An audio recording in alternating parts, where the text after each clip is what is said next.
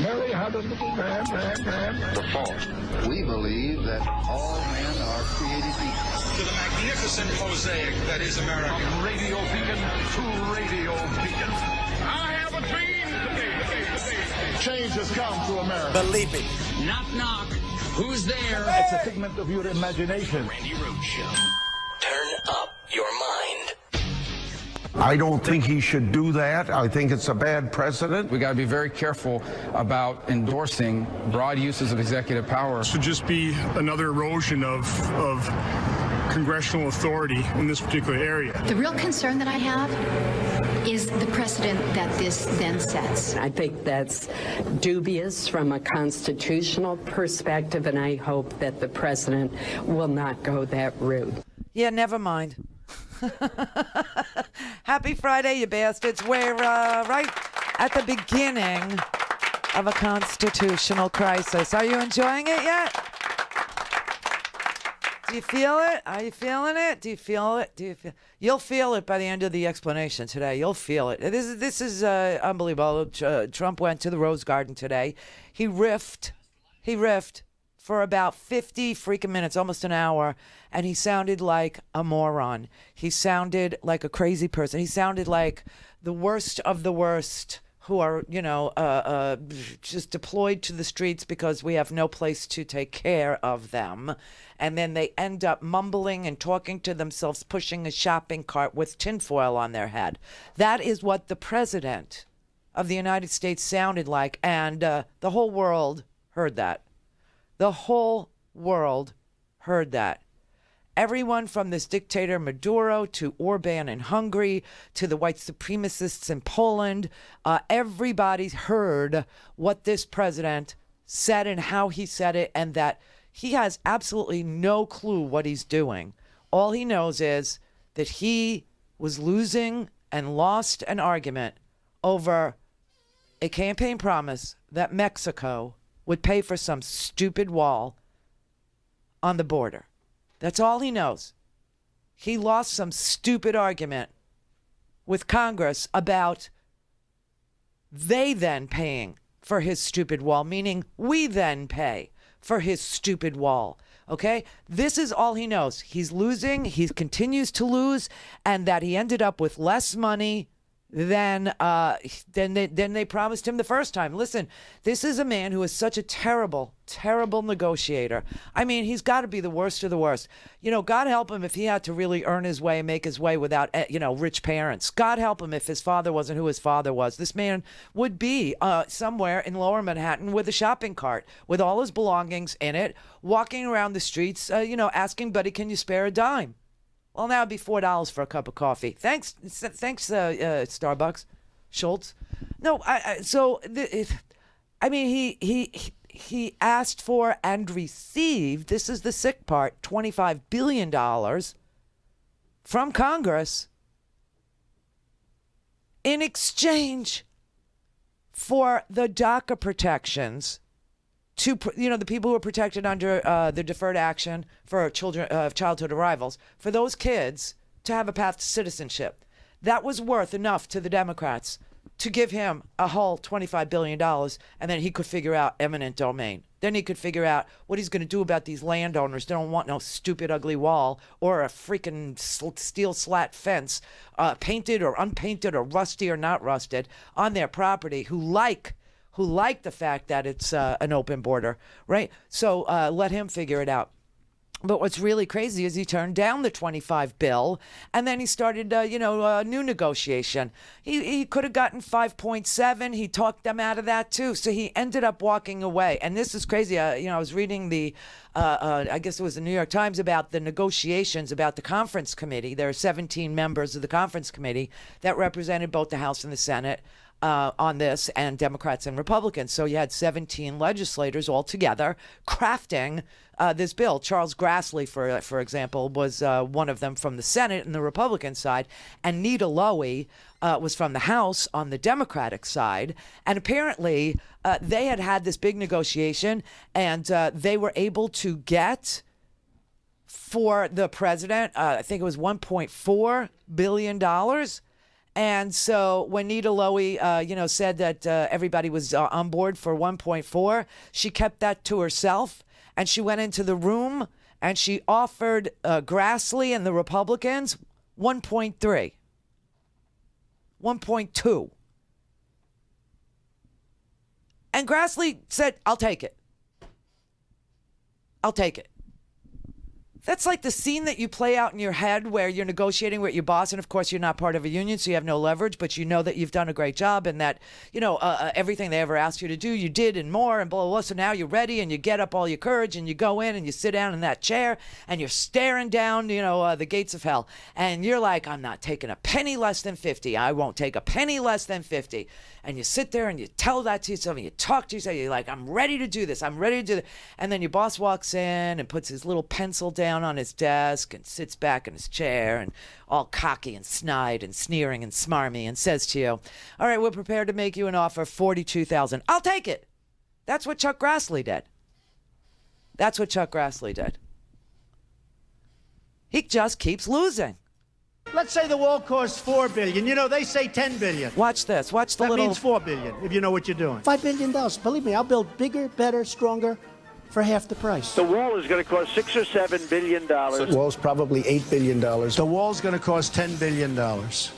Maybe 12. It's 1.5 for 2017. I think 2.6 for 2018. Is President Trump willing to sign a government spending bill that does not include that money?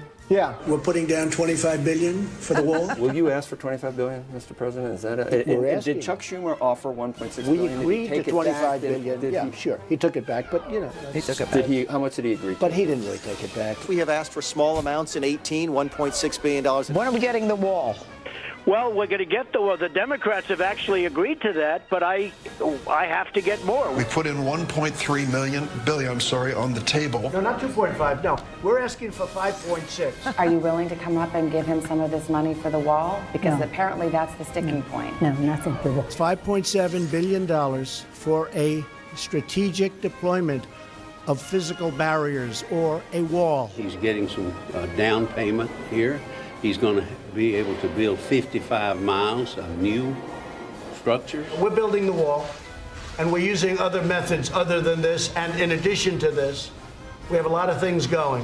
What I say is what I say. What does he say? He's the worst negotiator in the history of negotiating. He is absolutely bizarro world. So, in absolute abject frustration today, he knows that he had to sign that bill. And I told you what I would do if I were him. I would sign the bill. I would take their 1.3, and then I would declare a national emergency and try and raid the government funds. I would try and take the power of because he's an autocrat. And I would try and take the power of the purse unto myself and cut Congress out of the deal. Now, before I show you what he did today, to show you just what a loser we have as a president, just what an intellectual lightweight, what a moron, what a fantastical man who has a national emergency happening only in his head, does to make himself seem like a winner when he's truly a loser. Before we get into that, I got to explain to you that there is about to be an amazing 3-4 weeks. This is just going to take up the rest of his presidency. You understand? There's only two things left to his presidency anymore. There's the Mueller investigation, and whenever it wraps up, and all the contretemps over, whether or not our new Attorney General, Bill Barr, will allow the American people to see whether or not their president is a traitor. Okay? Because we know that the president's campaign manager is a traitor. He pleaded guilty to conspiracy to defraud the United States. That is what Paul Manafort pleaded guilty to. So we know he's a traitor. We know Michael Flynn is a traitor because we know he was texting, some Russian counterpart that that sanctions would come off and, the Saudis would be able to get their nuclear reactor that was going to be built by Russia at the inaugural, right? That's our national security advisor. We know that Rick Gates, the deputy campaign manager of the Trump campaign, is cooperating with Mueller. We know that the president's attorney pled guilty and is cooperating. We know the president's foreign affairs policy advisors, Carter Page, is suspected of always being a Russian agent. We know that George Papadopoulos pled guilty to, talking to a Russian agent and lying about talking to a Russian agent. So we'll have to wait and see if the president knew about any of this. And that his son took a meeting and that the Russian government had written a couple of emails saying the Russian government would like to support your father and we would like to give you dirt on Hillary Clinton.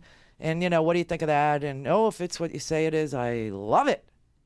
But we'll have to see if Trump knew, about it. And then the other thing that's going to take up the rest of his presidency is this. And this is why this is so scary. Because Trump is not normal. Trump is not sane. Trump is not a person who is trying to serve the American people. And we know this because the American people do not want this stupid wall. And they want it even less if it meant that he had to declare a national emergency and take these powers that Congress has unto himself. Okay? People were, nobody, very few people wanted this wall to begin with. Very few people wanted him to take money from other places and put it into this wall. They wanted Mexico to pay for it is what they wanted. And then when you throw in, what if he had to declare a national emergency, it's like 10%. It's so bad. Nobody wants this. But he keeps losing money, and so he decided today he would go out and he would declare this ridiculous national emergency where there is not one. I'm going to be signing a national emergency, and it's been signed many times before. It's been signed by other presidents. From 1977 or so, it gave the presidents the power. There's rarely been a problem. They sign it. Nobody cares. I guess they weren't very exciting. But nobody cares. They sign it for far less important things in some cases, in many cases. Oh, my God. We're talking about an invasion of our country. Okay, this is important. With drugs, with human traffickers, with all types of criminals and gangs. We have some of the greatest people I know. They've been with me from the beginning of my campaign, almost from the first week. And the angel moms. Oh. Unfortunately, we have new angel moms. Oh. One incredible woman just showed me her daughter, who we're talking about, killed in the year of 18. I said, I haven't seen you before. She said, no, I'm new. I said, that's too bad. It's too bad. Does he sound lucid to you? Yes. Lucid, he does? He sounds like he's sober? Now, lucid means, cogent. Lucid means, you know what you're talking about. You're sharp. You're highly functioning. Your brain is on task. That's lucid. In the year of 18. Okay. What was important about that? This idea that he keeps calling it invasion. I don't know if you know the scope of powers that a president takes unto himself when he declares a national emergency. No one has ever declared a national emergency for a construction project. National emergencies have been declared for things like flu epidemics, pandemics, sanctions on various terrorist organizations, things like that. Things Randi at RandiRhodes.com. Go for launch. Speaking truth to power, the Randi Rhodes Show. Trump gets the money appropriated by the Border Security Compromise Bill and adds $3.5 billion out of the Defense Department's military construction budget, $2.5 billion out of the DOD's drug interdiction program, and $600 million out of Treasury's drug forfeiture fund. The president will then leave for Mar-a-Lago in Palm Beach for the weekend. It's a real emergency, everybody. It's a real emergency. What's really important about these numbers? These are the budgets he's going to raid. The first number is $3.5 billion in military construction. I don't know if you understand what's going on with on-base housing in this country. I'm not sure if you're clear about it, but yesterday I alluded to it. There was a hearing that was held, and it took testimony from military families at Keesler Air Force Base and Camp Lejeune and other military on-base housing units. and the stories that these military families told. And of course, he loves the troops, right? And I've told you a million times, everybody loves the troops when we're all nice and clean and shiny and we're deploying to whatever far-flung place they have decided, the commander-in-chief and the Congress have decided we should go to. Everybody digs us. Everybody loves us. You all fly a flag on your freaking cars. Oh, yeah. And God, when we show up in our uniforms at the airport, everybody's like, oh, thank you for your service. Thank you for your service, which is such a weird freaking thing to say to me. But when we come back missing a couple of limbs, or PTSD sets in, or we need some help or care because we've been exposed to, God knows, asbestos or chemical weapons or, whatever. Not so much. Not so much you love us, not so much. And the commander-in-chief definitely, and this one is a bizarre, a bizarre exception. I want to show you what the testimony looked like in Congress from the military families about the conditions in which they live in on-base housing, while you think about the fact that this president just put us into a constitutional crisis by taking the power of the purse away from Congress, giving it to himself so he can reprogram $3.5 billion from military construction budgets. I'm here today on behalf of military families of every branch and rank. We ask that you act on our testimony and ensure military families receive safe, habitable, and functional housing and a better, more accountable way to resolve problems that arise. I first became aware of the crisis-level military housing issues at Keesler Air Force Base, where termites fell out of light fixtures into our beds. During my 2 years of research and advocacy, I received hundreds of reports from military families of mold growth, rodent and pest infestations, moisture intrusion, lead and asbestos exposures, radon concerns, base contamination, and cancer clusters in their housing. I have felt the helplessness of a fellow Marine Corps spouse as she held her new baby and sobbed while we stood under a collapsing, moldy ceiling in her home at Camp Lejeune. I listened in horror as families at Camp Pendleton told of mice eating through pacifiers in their babies' cribs and electrical outlets catching fire due to wiring issues. Until recent media reports in today's hearing, our efforts to fight for safe housing were too often met with intimidation, personal attacks, and strategic attempts to discredit us and silence our voices. We are appalled by this response. Military families understand that quality housing does not mean entitlement to elegant mansions. We simply ask for homes free of mold, pest, lead, and other hazards. Mold was growing out of the wall of our shower. When Corvius Maintenance came to address our work order for this, they told us, and this is a direct quote, "Let the mold just fall out." The utility room in our house was also my children's playroom where they played daily. In the utility room, I moved their small card table that was leaning up against the wall.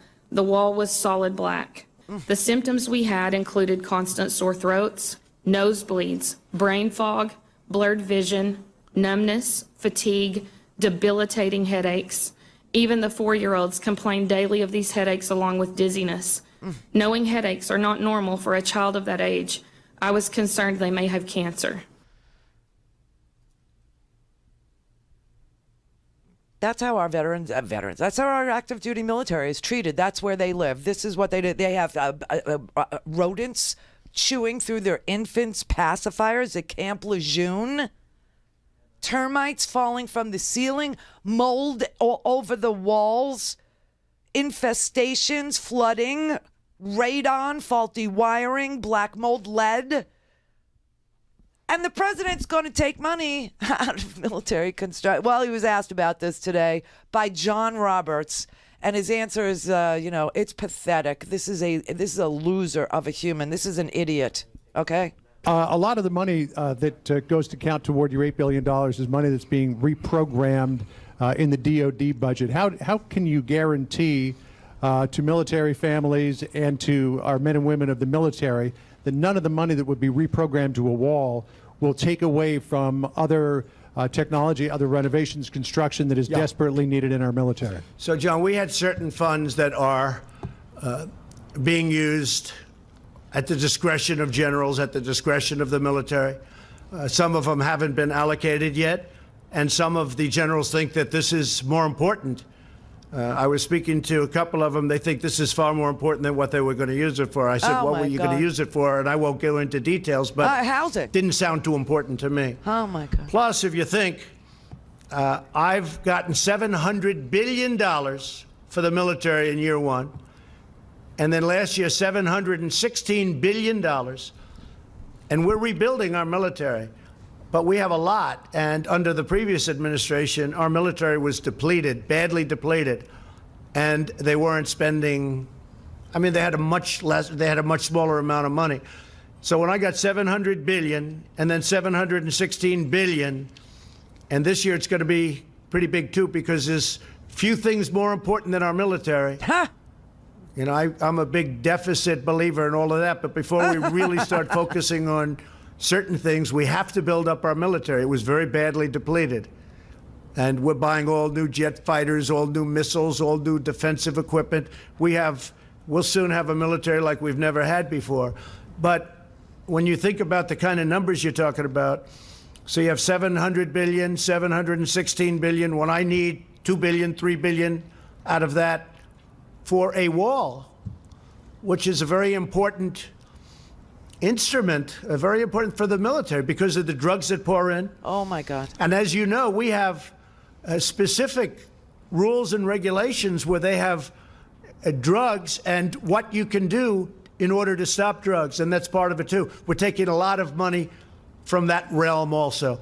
But when you have that kind of money going into the military, this is a very, very small amount that we're asking for. $3.5 billion is the money that was allocated for construction, military construction. This man does not understand anything about the military families. He doesn't understand that you could have as many jet fighters as you want, but if you don't have personnel who are ready to deploy, if you don't have personnel who are ready to service it, if you don't have personnel who are ready to operate it, fly it, maintain it, fuel it, whatever, and the readiness of the military is literally threatened because you now have the military families living in housing that is literally hazardous to their health. Did you know that in Fort Bragg they're experiencing an epidemic of infant death? Yeah. In one house alone, 3 infants died. In one home alone. There's this big report on ProPublica about these environmental hazards that are seriously hurting our military families, killing their children, cancer clusters and asthma and pneumonia from mold spores and all of this stuff. It's detrimental to the force readiness. This man doesn't understand one thing about humans and their integral nature with the equipment. This is all he talks about is missiles and jets because he thinks that's the sexy part. The people part, I'll just raid the budget. I don't care. And I swear to God, even Martha McSally, loony Martha McSally, who served in the military, she was a commander, right? Remember, Martha McSally lost the election to Kirsten Sinema, but then John McCain passed away, and so they got to appoint, the governor got to appoint somebody and he picked Martha McSally. So this is what she said to these military families. I served 26 years. I never did live on base. But as a former commander, as a former fellow patriot as you are, I'm infuriated by what I'm hearing today. This is disgusting. When your spouses raise their right hand to make the sacrifices and serve for our freedoms and our way of life, you also stood up to sacrifice. And you knew there were going to be some sacrifices to your careers and to moving around and all that comes with it. But not this. They were maybe going to go live in austere circumstances when they deployed. But this is in America, and American families that are putting up with health risks and sickness and harassment. We went to the private sector because the private sector, unlike the bureaucracy of the government, is supposed to be better. It's supposed to be more innovative, more responsive, more able to do customer service for our troops and their families. Yeah, right. But instead, there's people that I hope look themselves in the mirror tonight and say, instead of being partners with our troops to make sure that our way of life is kept safe and free, they left you hanging. Yeah. They put you in harm's way. You think? This is so wrong and so angering to so many of us, and we have a lot of questions for the next panels and follow-up. If anyone in Arizona is listening, is having issues like this, I want you to please immediately call my office, 602-952-2410. But for those of you, even though your senator may not be up here, we have your backs. This is just the beginning. Okay, I just want you to know there's nobody on this panel. Just poor Martha McSally sitting there all by her lonesome, okay, listening to these families tell their disgusting stories of sick children and infant deaths and husbands who are physically fit and, now they can't even deploy.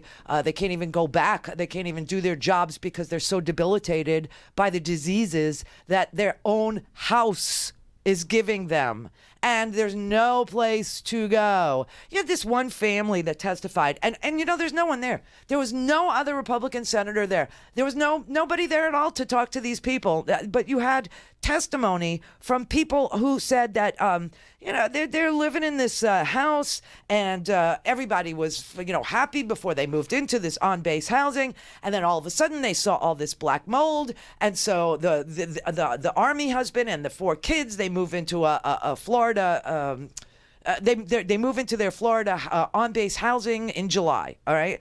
And then right after they move in, these health problems start mushrooming. One kid goes to the emergency room because they can't breathe. Another kid develops pneumonia. And then they look and they see spores. Actually, these photographs were shown at this hearing, spores on the air duct. And spores on the subflooring, okay? They see mold below the floor. They start pulling up, the linoleum and stuff. And so a contractor is sent over to take a look at it. And the contractor sanded through the mold, but did not bother to cover the family's clothes, the family's furniture, the family's carpets. And so their home was bombarded with toxic spores. And they had to live in a hotel for 2 months while this mold remediation was going on. Except it wasn't remediation. It was just getting rid of the evidence and releasing the spores all over the house. So now after 2 months in a hotel, which, by the way, you pay for this housing. There's money that comes out of your little paycheck, your tiny little, military paycheck. They take a housing stipend out of your paycheck to live in these cancer cluster little homes. So finally, after paying to live in a hotel, they come back in October, and that's when everyone gets really sick. Now, all of a sudden, her husband can't breathe without an inhaler. He's got no history of any respiratory issues, not asthma, not nothing. The daughter, Elsie, her respiratory problems elevate, and it's all linked to mold. And now the family is forced to move off base. You have a 3-year-old kid who is now working with a diagnosis of chronic inflammatory response syndrome caused by a water-damaged home that produced mold.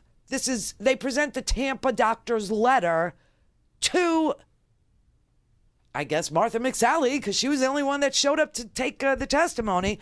This particular syndrome alters brain function, and it destabilizes your autoimmune system.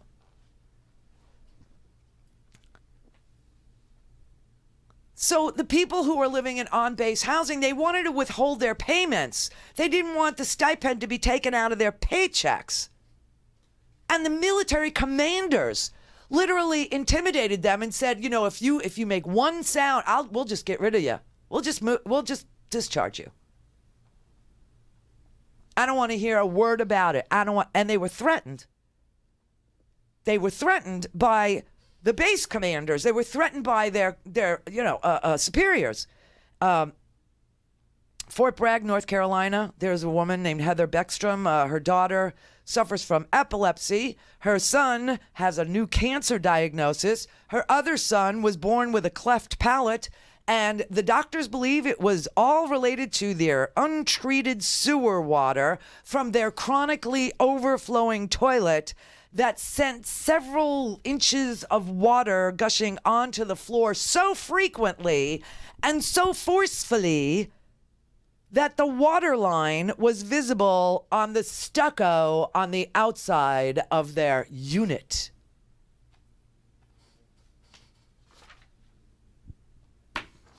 This is where he's taking the money. I need you to know this is not like, oh, we have money laying around and it's doing nothing, and so I want to build a stupid wall that will do absolutely nothing to, stop drugs, which come through the legal ports of entry, because it's a multi-billion-dollar business that involves logistics professionals and logistics people who know how to build underground tunnel systems with fresh air and air filtration system. I mean, the tunnels for the drug smugglers are in better condition than the on-base housing for our airmen, soldiers, sailors, and Marines. And this is where he's going to take the money that has no prayer, no chance of stopping any shipments of drugs coming through the legal ports of entry in batches of cucumbers or cans of chili peppers or garbanzo beans or avocados. And then there's eminent domain. Oh my God. Connect. To speak to Randi, call 561-270-3844. 561-270-3844. I wonder if you could comment on this disconnect that we seem to have in this country, where you are presenting information about what's happening at the border, calling it an invasion, talking about women with duct tape over their mouths and so on, and yet there's a lot of reporting out there, there's a lot of crime data out there, there's a lot of Department of Homeland Security data out there that shows border crossings at a near record low.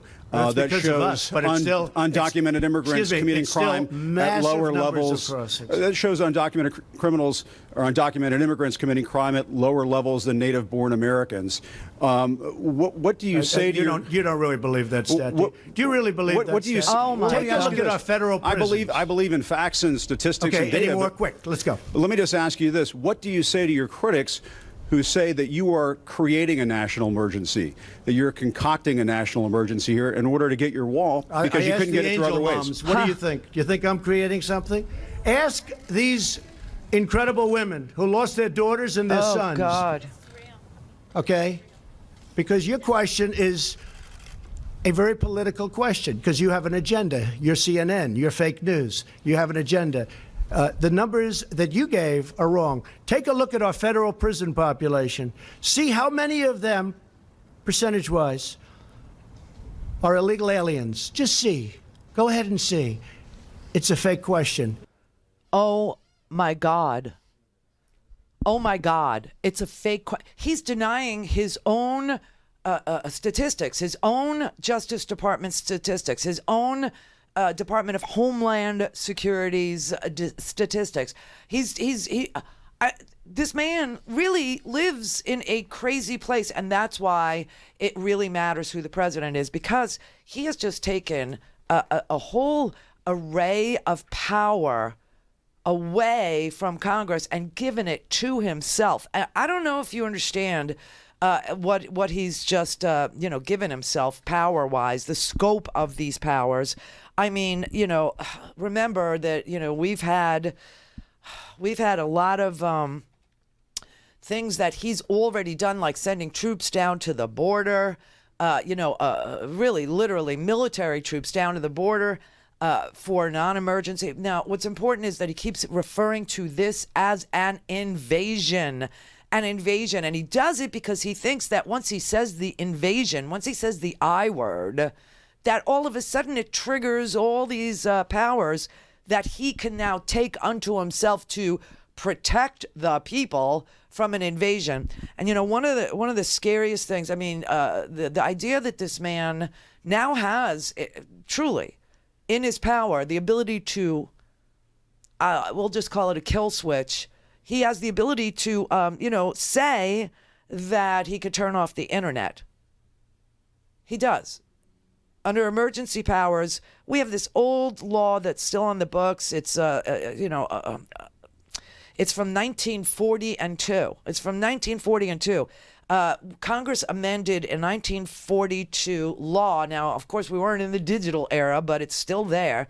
And it says that it's Section 706 of the Communications Act of 1934. Okay, and in 1942, they added a Section 706 that allows the president to shut down or take control of any facility or station where wire communication occurs upon his proclamation. If there exists a state or threat of invasion or war involving the United States. Now, this is left over from World War I. Wire communication meant telephone calls, telegrams, blah, blah, blah. No president has used it since World War II, but we live in a different society today with a very, very unhinged president, and shutting off the whole internet may seem far-fetched because, look, here's the beauty of the internet. It's very non-centralized, let's say. And so, but remember, this president has threatened Facebook. He's threatened Google. He's threatened Twitter. He said that their search engines were rigged. Remember, he says the search engines are rigged to serve up negative articles about him. And then he tweeted after he said that he was looking into regulating the big internet companies. He wrote, I think that Google and Twitter and Facebook, they're really treading on very, very troubled territory, and they have to be careful. Now, if he were to take control of the internet infrastructure, he could accomplish what he threatened right there in that tweet. I mean, he could make all of our internet searches produce pro-Trump content. What's interesting is that the Department of Homeland Security has a cyber unit that he just defunded this week that sits on the wall and protects the internet from cyber intrusion, and he just defunded it. So yes, the government would now have the ability to impede Americans' access to particular websites, to particular social media platforms. It could monitor your emails. It could prevent them from reaching their destination. It could exert control over, state voter databases, let's say. The physical devices some of you have. I don't have one of these, but, the Amazon Echo, things like that, Google Assistant, all those things. Yeah, they could actually, if it's connected to the internet, they could, control it. And what's really weird? Remember, he did like this weird test of your text messaging, and everybody suddenly got a text from President Trump one day to test the emergency notification system. That's what I mean. They do have the ability to reach out to you in this way and to block your IP address from receiving this or that, So the fact that the internet is decentralized gives some protection to us, but, it wouldn't be like China, it wouldn't be like Russia, it wouldn't be like Iran where it's impossible, to access. But any degree of an internet takeover, which he just gave himself the power to do, of course, lawsuits would follow and the First Amendment would be up for grabs. But, the idea that we should be complacent about the fact that he now has this power, don't be complacent. Don't be complacent. But next to, he has powers to deploy troops now inside the United States to defend it from an invasion. That's why the words he uses matters. Not that he knows what he's talking about, but he knows just enough. And he's dangerous. But the economic powers that he just gave to himself, oh my God, these are the most potent legal weapons that he just assumed, that he just gave to himself, okay? The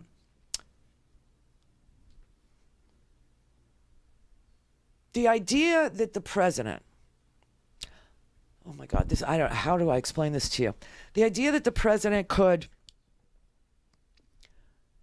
put you on some watch list, could list you as a traitor to this nation, or list you as somebody who is a terrorist, has exponentially increased in this way. Do you remember after 9/11, there was a national emergency. It's still in place. It's a national emergency that, transferred a lot of control from Congress to President Bush. And one of the things that Bush could do was put people on a terrorist watch list And if you were designated by that administration, even by mistake, as being somebody who needed to be investigated or somebody who needed to be looked into, what happened was you became unemployable. Your employer was notified, and your bank account was frozen.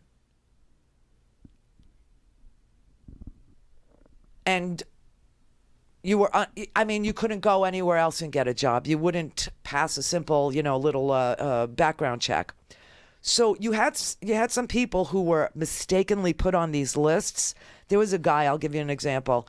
And this is this is done by the Treasury Department. This would be done by Steve Mnuchin.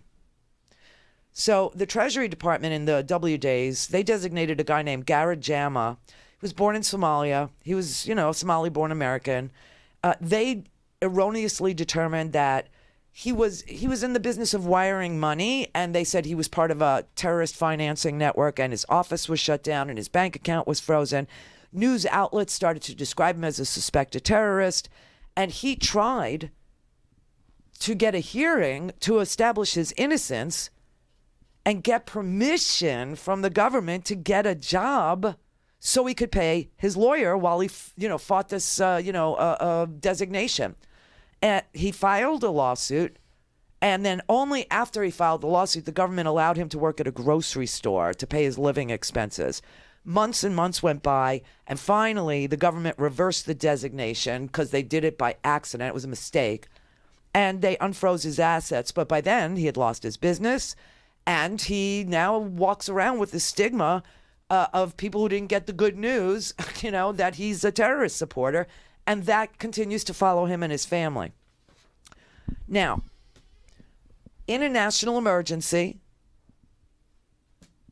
this president could determine that any American inside the United States who gives support or shelter to any asylum seeker who have broken no laws, right? Any asylum seeker, he can do that. He can determine that any American inside the United States who's giving material support to an asylum seeker, or for that matter, an undocumented immigrant, that person, that American, poses a unusual and extraordinary threat to national security, and he can authorize the Treasury to do that to you, to notify your employer that you're under investigation, to notify your employer that you've been designated as an extraordinary threat to the United States because you give any support or help or encouragement or shelter to an asylum seeker or an undocumented immigrant. Now, this is exactly what happened in Hungary. Viktor Orban is a dictator, and he's taken over Hungary. And what he did there was he criminalized the provision of legal services to undocumented or asylum seekers. He also outlawed any financial help. No money can be given to an asylum seeker. No money can be given to an undocumented immigrant in Hungary. So he now has this power, and all he needs to do is to make a few high-profile examples. This is what Vladimir Putin did.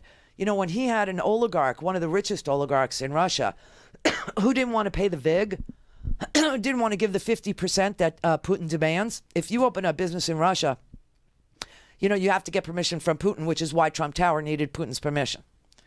And so the oligarchs all get Putin's permission, and in exchange for permission, Putin demands 50% of your total take. You talk about, you don't want to pay taxes, but you have to give him VIG. You have to, pay him for protection. So you have to give him 50%. There was an oligarch, I think his name was Khodorkovsky, and he didn't want to do it. He didn't want to pay Vladimir Putin the 50%. So what did Vladimir Putin do? He made a high-profile example of him. He took him and he put him in a cage, and he put one of the richest men in Russia sitting in a cage that Vladimir Putin caused him to be in on TV. And believe me, all the oligarchs paid up because they didn't want to be that guy in a cage. They didn't want to be that guy in prison. Now, that's all Trump would have to do. he would only have to make some high-profile examples of a very few people. Just a few people would lose their jobs, have their bank accounts frozen. Oh, yeah, and he can cancel your health insurance, too, with these powers. These are the economic powers that he's just taken unto himself. And if he does that, and he goes after, I don't know, somebody high-profile, let's say somebody in broadcasting, or something like that, or somebody who is a community organizer, or somebody who's running for president, and he determines that they are giving material help or that they're giving legal help to an undocumented immigrant or to an asylum seeker, and he freezes their bank account and he cancels their health insurance, and he tells them that they can't keep their job because they've been designated as a threat to American security because these undocumented people are a part of an invasion. Believe me, people will fall in line. This is this is extremely authoritarian stuff I'm talking about. But this is a man who worships authoritarians. So it's worth knowing what he could do now, what he can do now. Yes, he can deploy troops too. He can deploy troops to put down insurrection, domestic violence, conspiracies, things like that. Let's say protesters go to Texas and they start protesting. They don't want this wall. Maybe they don't want their land seized. He could send troops. He can send troops.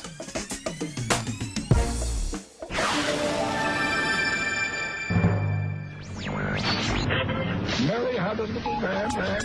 The fault. We believe that all men are created equal. To the magnificent mosaic that is America. From radio beacon to radio beacon. I have a dream today. Change has come to America. Believe me. Knock, knock. Who's there? It's a figment of your imagination. Randi Rhodes Show. Turn up your mind. Unifying crime reporting statistics, numbers from your own Border Patrol, numbers from this government show that the amount of illegal immigrants are down. There is not violence on the border. And that there's most not violence on the there's border? not as much violence Oh, really? as let me, You had wait a minute, 26 people let me finish the killed. question, please. Let me finish the question. 2 weeks please. ago, 26 people were killed in a gunfight on the border. I understand what you're a saying. mile away from where I went. I was there. I understand. That's not the question. The question is, do we forget about that? No, I'm not forgetting about it. I'm asking you to clarify where you get your numbers, because most of the DEA crime reporting statistics that we see show that drugs are coming across at the ports of entry, that illegal immigration is down, and the violence is down. Okay. So what do you base your facts on? Come on, let's go. And secondly, no, you get one. You get one. Well, the Ready? second Just sit question down. is, wait, sit down. Sit down. Could you please sit answer? down? You get one question. Oh my God. I get my numbers from a lot of sources, like Love Homeland Security, primarily, and the numbers that I have from Homeland Security are a disaster. And you know what else is a disaster? The numbers that come out of Homeland Security, Kirsten, for the cost that we spend and the money that we lose because of illegal immigration.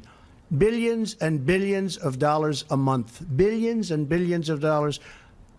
And it's unnecessary. So your own government stats are wrong, are you saying? No, I use many stats. Could I you use share many those stats with us? Let me tell you, you have stats that are far worse than the ones that I use. But I use many stats, but I also use Homeland Security. All right, next question. And do you, wait a minute, just a quick follow-up, Mr. Go, please. He's exasperating. He really is, because, Jim Acosta just asked him about the Department of Homeland Security statistics, which clearly show that native-born commit more crime than undocumented or immigrants or asylum seekers.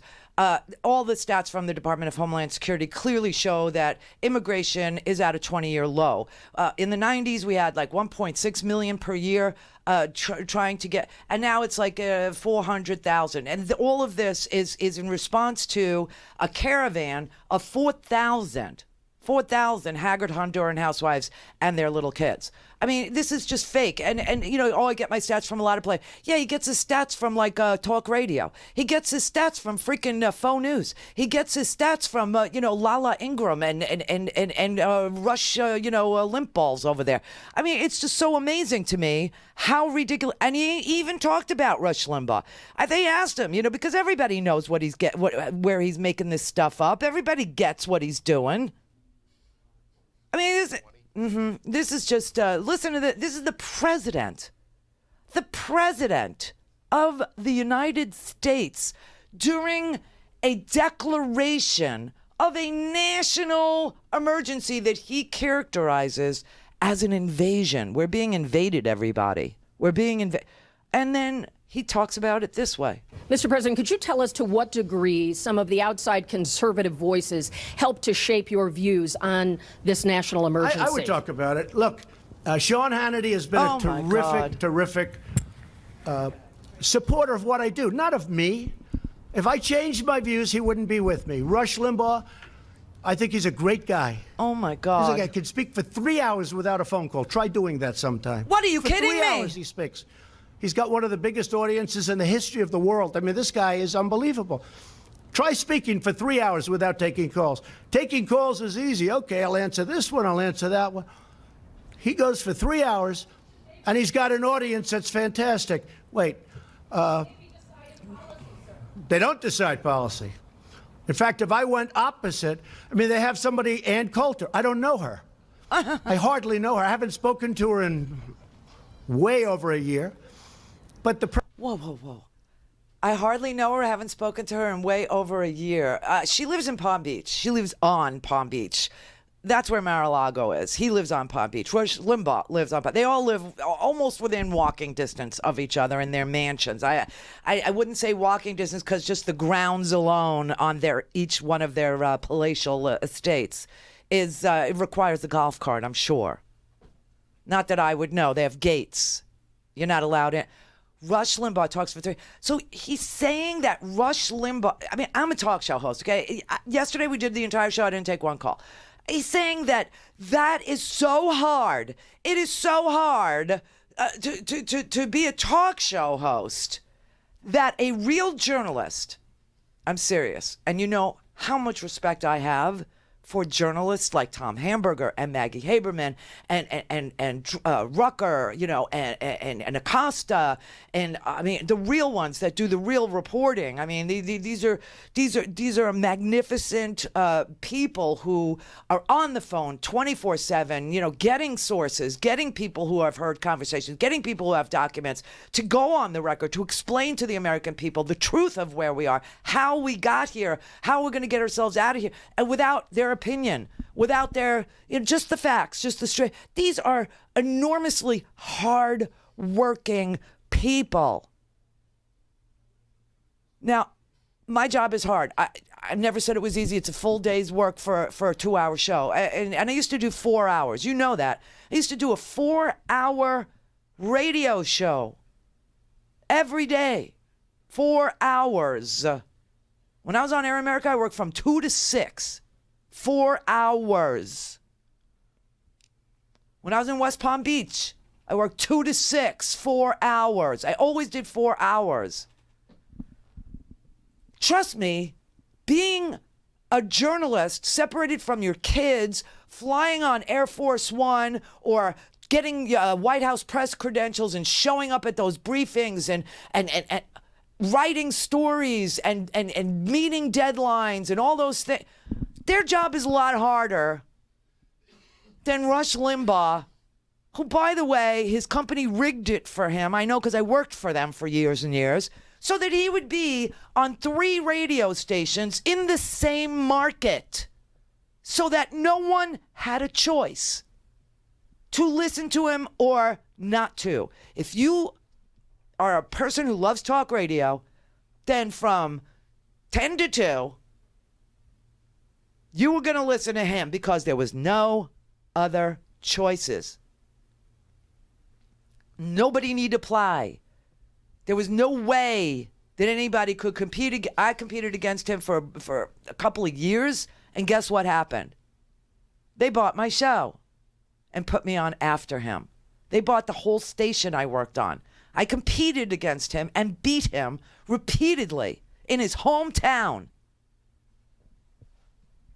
And so the company came and bought the station I worked on, turned it into one of their stations, and moved me to be on after him. So they didn't get rid of me, oh no, because I'd made money for my partners. I had better ratings than he did, working against him. So they thought, all right, we'll sell her. And that's how I ended up in between him and Sean Hannity for years and years. They bought the radio station. It used to be owned by a little company. A man named Mr. Fairbanks owned my company. And yes, he's Fairbanks from Fairbanks, Alaska. And he owned my company. And they made him an offer he couldn't refuse, and he was an old man. His family didn't want to keep it up. They didn't want to, and they bought it. And they moved me from competing. This is all a rigged thing, just so you know. And here the President of the United States is saying, you try doing what I do? What? This is sick. He's like, I can speak for 3 hours without a phone call. Try doing that sometime. Oh, my God. For 3 hours he speaks. He's got one of the biggest audiences in the history of the world. I mean, this guy is unbelievable. Market. Try speaking for 3 hours without taking calls. No problem. Taking calls is easy. Okay, I'll answer this one. I'll answer that one. Easy. He goes for 3 hours, and he's got an audience that's fantastic. Wait. They don't decide policy. In fact, if I went opposite, I mean, they have somebody, Ann Coulter. I don't know her. Oh, my God. I hardly know her. I haven't spoken to her in way over a year. Which means yesterday. But the press loves saying Ann Coulter. Probably if I did speak to her, she'd be very nice. I just don't have the time to speak to her. Oh, please. I would speak to her. I have nothing against her. In fact, I like her for one reason. When they asked her, like right at the beginning, who's going to win the election? She said, Donald Trump. And the two people that asked her that question smiled. They said, you're kidding, aren't you? Nope, Donald Trump. So I like her. But she's off the reservation, but anybody that knows her understands that. But I haven't spoken to her. I don't follow her. I don't talk to her. But the press loves to bring up the name Ann Coulter. And you know what? I think she's fine. I think she's good, but I just don't speak to her. This is an unhinged man. I mean, the question was, how much does conservative media influence your policy decision making? And he actually tells them, well, if I change my policy, they would turn on me. They would turn on me. And Rush Limbaugh's got a very, very hard job, and he's got all these people, and I can't because if I do, they'll turn their backs on me. And Sean Hannity, same thing. If I change my position on this stupid wall, I'll lose them. And Lala Ingram, if I change my position, I'll lose them. But I don't know Ann Coulter. Look, the only national emergency is that our president is an idiot. The only national emergency is that our president is an idiot. Look, the only national emergency is that our president is an idiot. There she is today on a radio show. Just stealing my material, but go ahead. It's true. That is the only national emergency we have, is the president. I mean, this was off the hook. This was like so sick. Oh, you want to hear this? Okay. This is really twisted.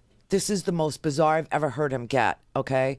First of all, remember, this is supposed to be a sober, solemn declaration of national emergency because America is under attack. America is being invaded by a foreign force. That's what a national emergency is about. 9/11, we declared a national emergency. Civil War, we had the suspension of habeas corpus because we had a civil war. It was a war. These things, they happen, but he's saying we're being invaded, so you would think he would take it very seriously and not bring up Rush Limbaugh and how hard he works, and not bring up Ann Coulter at all, and not bring up Sean Hannity at all. I mean, it's just so sick. But this is what he said today, too. He said, this is off the hook, okay? And the fact checkers have got to be just spinning in their chairs going, oh my God, I can't. The President of the United States today said that the President of Japan, Shinzo Abe, wrote him a beautiful love letter and said to Trump that he was putting his name in for the Nobel Peace Prize. Now, no one in Oslo, Norway, where the nominees for the Nobel Peace Prize names are submitted, no one in Oslo knows anything about this. The media is asking for a copy of the letter that Trump says Shinzo Abe wrote. Nobody has any evidence of any of this being real, but he said it. In fact, I think I can say this.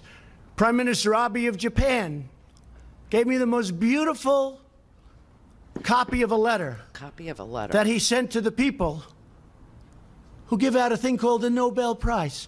He said, I have nominated you, or respectfully on behalf of Japan, I am asking them to give you the Nobel Peace Prize. I said, thank you. Many other people feel that way too. I'll probably never get it, but that's okay. They gave it to Obama. He didn't even know what he got it for. He was there for about 15 seconds and he got the Nobel Prize. He said, oh, what did I get it for? With me, I probably will never get it.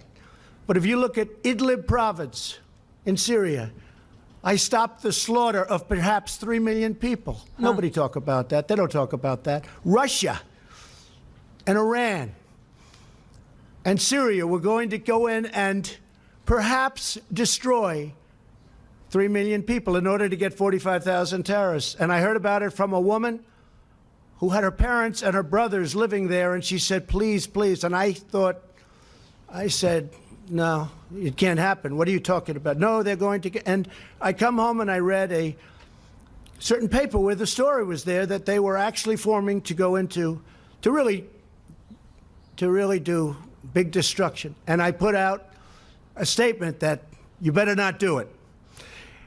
And in all fairness to Russia and Iran and Syria, they didn't attack, or they're doing it surgically at least. Oh, this is a sick man.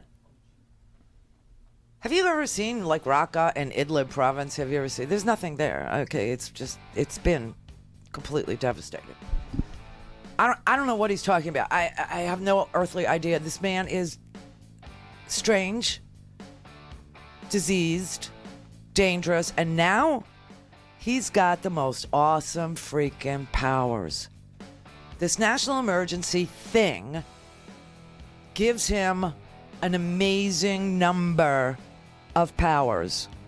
He could literally decide that sanctuary cities, cities that refuse to provide assistance to immigration enforcement officials, he could say that they're conspiring against federal authorities and order the military to enforce immigration laws in those places. He could actually say that anybody that protests is a liberal mob, and he can send troops to suppress the anti-Trump movement. Seriously. Randi Rhodes Show is live on RandiRhodes.com and the free Progressive Voices app for Android and iOS. Visit the App Store or ProgressiveVoices.com now. Okay, this is sick, too. This is just made up out of whole cloth as well. And I just want you to know the Obama administration has weighed in on this. Obama's Deputy National Security Advisor for Strategic Communications, Ben Rhodes, has rebutted this. Okay, this did not happen. This is another one of his made-up things. But here he is. When I came into office, I met right there in the Oval Office with President Obama. That's true. And I sat in those beautiful chairs. And we talked. It was supposed to be 15 minutes. As you know, it ended up being many times longer than that.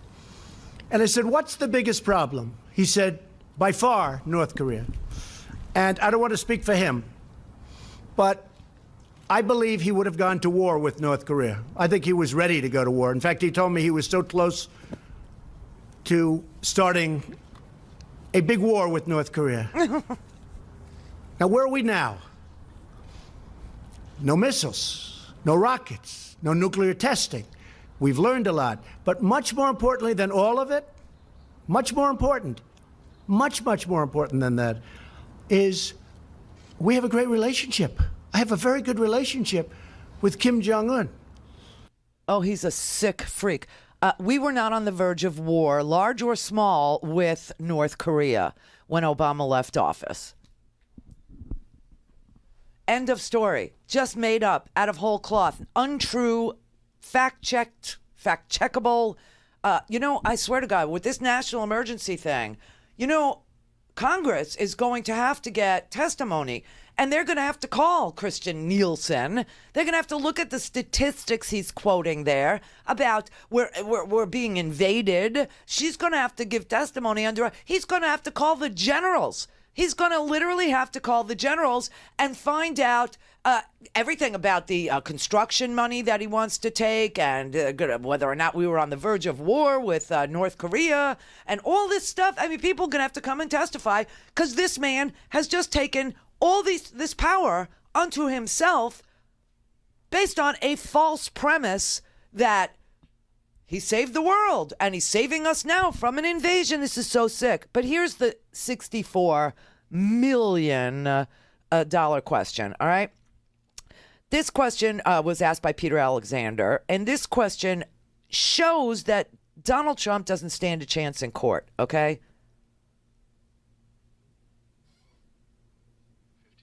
Thanks. Oh, I see. Okay. Yeah, this is the moment in time that every single lawsuit that will come from this, and who could bring a lawsuit? Just so you know, governors who's affected by, landowners are affected by this, governors whose, I don't know, federal land even, is affected by this, governors whose, money is being affected by, they're all going to bring lawsuits. Now, Congress can bring a lawsuit, but here's what Congress has to go through, I believe, and this is open for this debate, but it looks to me as if Nancy Pelosi has to first introduce a joint resolution, as I've been telling you. That joint resolution is a resolution that will have to be voted on in the Senate. Mitch McConnell will have no choice. He won't be able to block it from being voted on. A joint resolution is something that requires a vote in both houses. It just does by the nature of the type of legislation it is, a joint resolution. And the joint resolution will declare an end to the invasion, saying the emergency is over. And of course we have the House votes, and it looks to me like we have enough GOP defectors to pass it in the Senate. Lisa Murkowski, Rubio, of course, Susan Collins said no. You heard from Portman in Ohio. He's not sure. He's, we'll see what I can get for it. He's going to use it as a bargaining chip. God only knows what he wants. But, we have enough to act. And then, if Donald Trump vetoes it, we probably don't have enough votes in the Senate to override his veto. It would be at that point that Congress would have the standing to bring a case, and the case would be saying two things. There is no national emergency. This was created out of whole cloth. And two, the president does not have the right to usurp the power of the purse. The National Declaration of an Emergency has been used to give presidents a quick route to defend the United States. That's what it's about. It's saying we can't wait for Congress because Congress is very slow, and Congress has to have hearings, and Congress has to have a debate, and Congress has to draft legislation, and then the committee has to vote on the legislation and then vote it out to the full floor. Then a vote has to be scheduled and taken, and then it has to be sent to a conference committee if there's a difference between a comma and a period between the House and the Senate. And then it would go to the president. And in a national emergency where there is impending doom, where there is an obvious invasion or an attack on this country, the president needs agility. The president needs to be the commander-in-chief in real time. That's what a declaration of a national emergency is for. To relieve the president of the cumbersome experience of having to drive everything through Congress. Here's how you know that situation does not exist. And this will probably be Exhibit A. And of course, the testimony that we got from Dan Coates the other day, the director of national intelligence, who testified for hours about national threats. And not once did he mention the Mexican border. That's going to be Exhibit B. Now, before today, that was Exhibit A. But today, this piece of tape, this is the kryptonite. This is like when he sat down with Lester Holt and he said, I fired Comey over that Russia thing, right? This is it. This is the national emergency debunk, and it came from his own pie hole. Here, check this out. In the past, when President Obama tried to use executive action as it related to immigration, you said the whole concept of executive order, it's not the way the country's supposed to be run. You said you're supposed to go through Congress and make a deal. Will you concede that you were unable to make the deal that you had promised in the past, and that the deal you're ending up with now from Congress is less than what you could have had before a 35-day shutdown? I went through Congress. I made a deal. I got almost $1.4 billion when I wasn't supposed to get $1. Not $1. He's not going to get $1. Well, I got $1.4 billion, but I'm not happy with it. I also got billions and billions of dollars for other things. Port of entries, lots of different things. The purchase of drug equipment, more than we were even requesting. In fact, the primary fight was on the wall. Everything else, we have so much, as I said, I don't know what to do with it. We have so much money. But on the wall, they skimped. So I was successful in that sense, but I want to do it faster. I could do the wall over a longer period of time. I didn't need to do this. See? But I'd rather do it much faster. Oh, my God. And I don't have to do it for the election. I've already done a lot of wall for the election, 2020. And the only reason we're up here talking about this is because of the election. Because they want to try and win an election, which it looks like they're not going to be able to do. And this is one of the ways they think they can possibly win, is by obstruction and a lot of other nonsense. And I think that I just want to get it done faster. That's all. I just want to get it done faster. That's all. I didn't need to do this. I didn't need to do it. I just wanted to get it done faster. Exhibit A, everybody, there is no national emergency. He's just the world's worst negotiator, and he couldn't get from Congress what he wanted. That is not a national emergency. Being a bad negotiator, not being able to move a Republican House, move a Republican Senate in your first 2 years, and then subsequently the Democrats offer you full freight, $25 billion, but in exchange you have to give the DACA kids a path to citizenship, which you didn't want to do. You didn't want to give that. That's just a negotiation gone south because you didn't like the deal. And then you talked yourself into asking for 5.7, and they said no. And then you boxed yourself into a corner by shutting down the government, which pissed off everybody. And then you ended up with 1.3 in border security money. And you don't like it. And you want to do things faster. That's not a national emergency. So he's going to lose in any court case that comes down the pike. That was stunning. That was complete and total evidence that the president is indeed the national emergency, that he is an idiot. Look, the only national emergency is that our president is an idiot. Thank you. Now, of course, if President Trump builds a wall, she will start saying that he's the Messiah again. Because she's a pasty white girl who is extraordinarily prejudiced, bigoted, and even a little racist on the subject of Honduran housewives and their children. I don't know why she never had children. Maybe her womb is so polluted. I don't know. I don't know what her deal is, but she doesn't reproduce. Maybe Bill Maher doesn't have a, good motility. I don't know, because, they knock boots. Yeah, really. She was on a show a couple weeks ago. I hate that show. Okay, I hate it, but Howard likes it, so I get forced every Friday night. And he had her on, and he said, something that pissed her off, and he said, I'll make it up to you after the show. Wink, wink, right? The This is the Randi Rhodes Show. To speak with Randi, dial 561-270-3844. That's 561-270-3844. I didn't know my mic was on, but you just heard me say, oh, yeah. You know why? You know why? Scotty just brought me the letter to Donald J. Trump from the U.S. House of Representatives Committee on the Judiciary. This is Gerald Nadler's committee. I'm going to spare you the beginning of it. Dear Mr. President, blah, blah, blah. Okay, then he gets to the heart of the matter. The House Judiciary Committee is commencing an immediate investigation into this matter. This has to do with the national emergency, which raises both serious constitutional and statutory issues.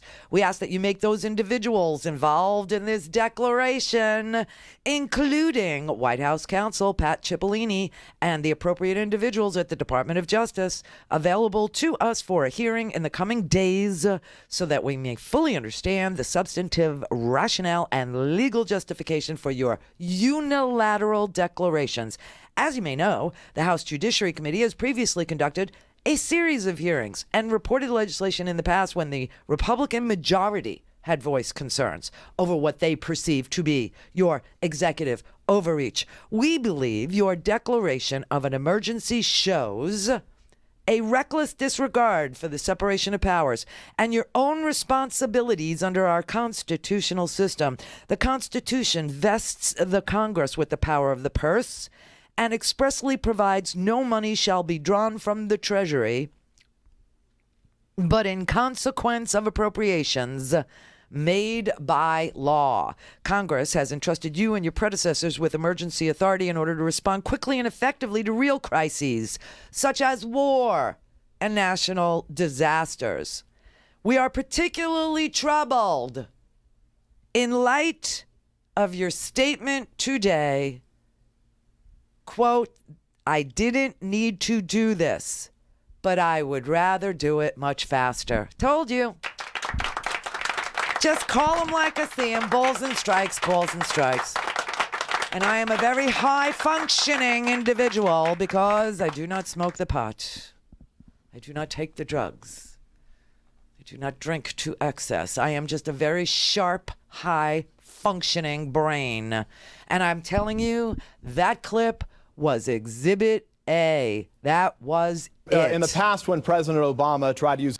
When I wasn't supposed to get $1, not $1. He's not going to get $1. Well, I got $1.4 billion, but I'm not happy with it. I also got billions and billions of dollars for other things. Port of entries, lots of different things. The purchase of drug equipment, more than we were even requesting. In fact, the primary fight was on the wall. Everything else we have so much, as I said, I don't know what to do with it. You don't know what to do with it. But on the wall, they skimped. Mm-hmm. So I was successful in that sense, but I want to do it faster. I could do the wall over a longer period of time. I didn't need to do this. Oh, that's it. But I'd rather do it much faster. That's it. That was it. That was his own pie hole, telling the courts of law, telling the U.S. Congress, telling the U.S. Senate, telling the committee chairmen on judiciary, telling the appropriations committees, I didn't need to do. There really isn't an emergency. I just don't like the amount of money that you appropriated. I just don't like it. This letter goes on and it asks 10 questions. I'm going to skip it. You need to see this letter. I'll tweet it out, but you need to see this letter. Here are the questions. In addition to making the White House counsel and appropriate individuals at the Department of Justice available to us, we ask that the White House and the Department of Justice provide responses to the following questions as part of our investigation. And the investigation is an impeachable offense. They actually say that in their letter. They say that, the president is violating his oath of office to faithfully execute the laws. Okay, so just know that. Here's their questions. 1, did the White House seek an opinion, whether formal or informal, from the Office of Legal Counsel before the president issued his emergency declaration? If so, please provide a copy of that opinion and or any other written analysis produced by the Office of Legal Counsel regarding this emergency declaration. 2, did the White House solicit or consider any analysis from the Department of Defense regarding the consequences of asserting a national emergency and reallocating funds already designated for other projects? Did it seek to consider such an analysis from any other agencies potentially affected by these actions? If so, please provide copies of those analyses or any other written analyses produced by the Department of Defense or other affected agencies regarding this emergency declaration. 3, what was the legal basis for your determination that 1, there is an emergency at the southern border, and 2, that a border wall is necessary to support the use of the armed forces at the border? Please explain the nature of any anticipated uses of the armed forces at the border. 4, what was the legal basis for your determination that funds allocated for the Defense Department's drug interdiction efforts could be used to construct a wall on the border? See, this is the sickest thing ever, right? He keeps saying we're being invaded by drugs. We're being invaded by drugs. So what does the House do? The House and the Senate, they do a conference.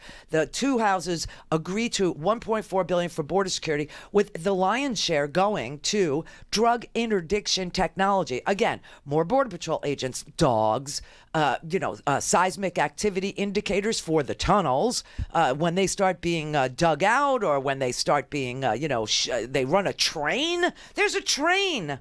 If you slice open the desert, you would see Swiss cheese tunnels and trains running through them, bringing the freaking drugs, right? He doesn't even know what to do with the money that it was. So they're like, you're going to take money from drug interdiction to fight drug interdiction? Are you taking it from where? The Coast Guard? What are you doing? Sick, right? What was the legal basis for your determination that the Treasury forfeiture fund could be used to construct a border wall? Number 6, please provide copies of any documents or communications between the White House and the Department of Justice employees dated from November 1st, 18 to February 15, 19, related to the matter of declaring a national emergency to support your border security initiatives. Number 7, please provide copies of any documents or communications between the White House and the Department of Justice employees dated from November 2018 to February 2019, relating to the matter of seizing private property for military, national security, or border security purposes, eminent domain. Where are the communications and the documents between you and your DOJ about your legal authority to take people's property? Number 8, please provide copies of any documents or communications between Department of Justice and Department of Defense and or the Army Corps employees dated, same dates, November 18, February today, 19, relating to the matter of declaring a national emergency. Please provide us with the above information no later than February 22nd, 2019. Thank you for your prompt consideration, and it's every member of the, every Democratic member of the House Judiciary Committee, with carbon copies going to everyone that was invoked. I'm telling you, he's crazy, and the powers that he has just given himself are awesome. All right, Rich in Denver. Hey, Randy, happy Friday. Happy Friday. I love you. You're doing an awesome job. Thank you. You guys are all awesome shows. You're all over the place, and that's what I love about you. Randy. You're like, my head spins, and as much, it's like you said on one show one while ago about there's so much other crap going on, not to mention that another shooting must be Friday today, and the Supreme Court's going to agree to listen to gerrymandering, the fact that this guy is as much as he talks about President Obama and Hillary Clinton, he must want to F them, literally, he must be so in love with them. It's just my head spins with all the bullshit, Randy, he talks about, and he tells you. It's just absolutely amazing. You were laying out in the last segment talking about his awesome power. This is the same thing that Hitler did. He started snooping on people's mail. He got a hold of the media. As you've talked about many times before, dictators sees the military. It's mind-boggling. Here's how it works. This is really how authoritarian governments take the power from a previous democracy. It's the same all the time. It's the same. And of course, it starts with propaganda and uber nationalism and the militarization of the police force. Everybody knows that, right? So that's all been in place for a really long time. But when the autocrat actually gets very, very serious about just pulling the plug and doing it and taking all the power away from, the Congress, the Parliament, the Reichstag, the Duma, whatever it is that he's seizing power from. The first thing he does is he packs the judicial branch with people who will rubber stamp whatever he says. The second thing he does is he declares a national emergency like the Reichstag fire or, an economic emergency like Maduro did. And he takes the power away from the Congress, the Parliament, the Duma, the whatever it is, and takes that power unto himself. The next thing he does, and that's what he's done today. The next thing that he does is he cozies up to the military and he gets the military to enforce his emergency powers or his override of Congress. And he takes unto himself the ability to suppress insurrection, invasion, whatever. And the military is then ordered to take action inside the country, to prevent, the invasion or to prevent the. And so people get listed as being people who would give aid. Agitators. No, aid. It's worse than agitators. You don't even have to agitate. Just aid and comfort to the enemy, so that if you are somebody who knows somebody who's here undocumented, or you know somebody who's here who's waiting for their asylum hearing, and you buy them a cup of coffee, or you let them stay in your house for a couple of days, or you give them an odd job around your house so that they can pay their, life bills, whatever, you become an enemy of the state as well, right? And then the lists get compiled. Right? So that's kind of what's going on here. This is really, that's why I'm telling you the awesome powers he's taken unto himself. It's exactly what Maduro just did in Venezuela. It's exactly... Right. Yeah, it's Duarte. Yes, Duarte does it. You see, Orban in Hungary did it. This is how it happens. Yeah, I know. You've laid it out many times. It's the exact same. It's the blueprint for that movie you mentioned. That was on Netflix. A rise to dictatorship, I think it was called. I want to see it, but this is how it starts, and it starts with, and then getting control of the media. Absolutely, he's taking the same thing, saying the press is the enemy of the people.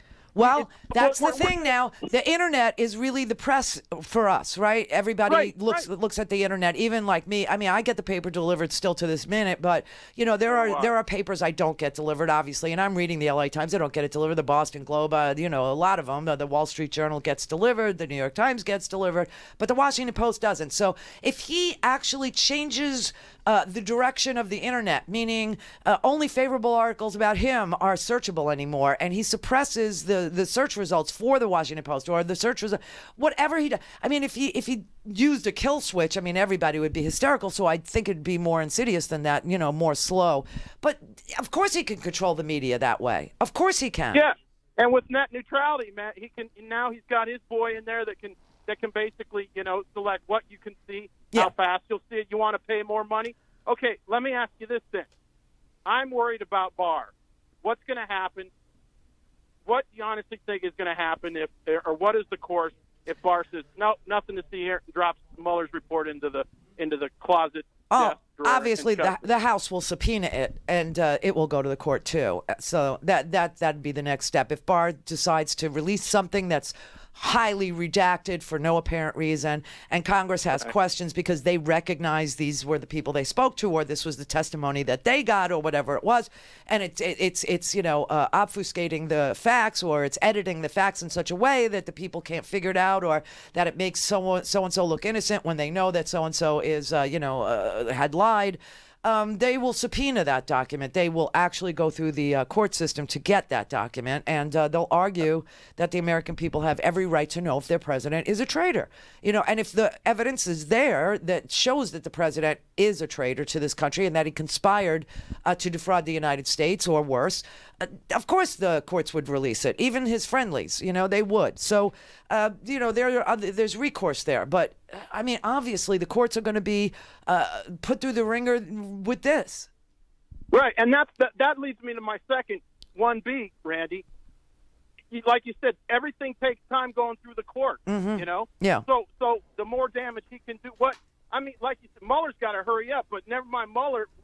He gets the report, it goes to the courts. We've got to basically put the court, the SCOTUS on steroids, because every day longer this guy's in there, it's just all bullshit, and it just gets now it destroys the union. It all just depends on who files the suit, right? Because if it's filed by individuals in a district that believe that they're being harmed because money was moved from them to somebody to this wall or whatever, then it's going to be a slow slog. It goes from the district to the appeals court but if it's brought by Congress, it might just be fast tracked into the Supremes. It just might. I mean, you look at the election of 2000, that was fast tracked. Okay, that took 36 days, but it got done. The opinion sucked. I mean, it was the worst opinion ever. They said stop counting the votes just for this one time.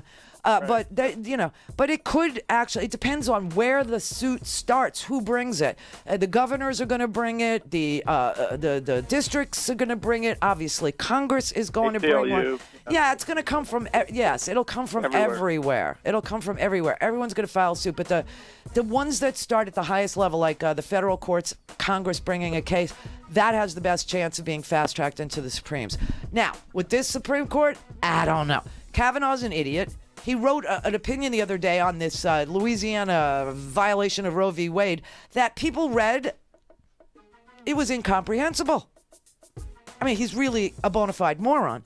It was incomprehensible because he was on the wrong side of the law and he was struggling and straining, and you could see it. Nothing he wrote made sense. However, that aside, you still got Alito and you still got Roberts, and they seem to be, not suffering this fool very gladly. So, I have high hopes for the results in the court for these two issues, the border wall, this national emergency, and the Mueller report. Just saying. But we are right now smack dab in the middle of a constitutional crisis, so enjoy it. It's crazy history you're living through. Have a good weekend. Bye, Stinking Podcast.